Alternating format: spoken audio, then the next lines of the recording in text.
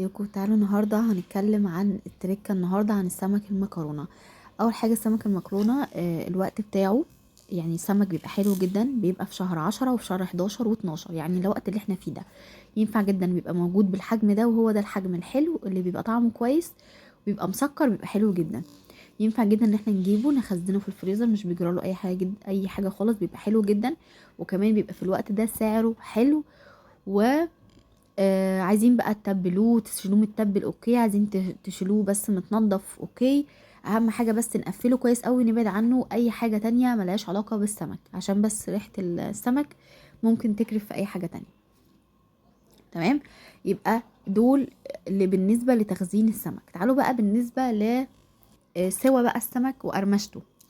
طيب لو عايزين السمك يطلع مقرمش زي ما انتوا سامعين كده الصوت الفظيع ده، لازم نتبع كام حاجة. اول حاجه الزيت يبقى زيت اول استخدام ليه، ما ينفعش اكون قليت فيه حاجه تانية حتى لو كانت بطاطسايه، ما ينفعش خالص. تمام. تمام. تاني حاجه قصدي الزيت يبقى سخن، وانزل فيه السمك واحده واحده بالشكل ده، وما يعني مملاش الطاسه قوي. تمام. تمام، بسيبه على راحته خالص، مقلبوش إلا لما ياخد من الناحيه اللي هي اللي تحت دي اللون الجولد اللي انا عايزاه. تمام. تمام. طيب علشان بقى ريحه السمك والزفاره والقصص دي، ممكن نحط نص ليمونه بقشرها جوه الزيت القلي ده، بيقلل من ريحه الزفاره، وبيطلع ريحه الليمون بتبقى حلوه جدا. طيب ده بالنسبه للحاجات والكلام ده كله. بالنسبه بقى عشان طعمه يفضل حلو، اول ما ومتبل كده من كل حته، اول ما يطلع من الطاسه وهو سخن بعصر عليه عصره ليمونه.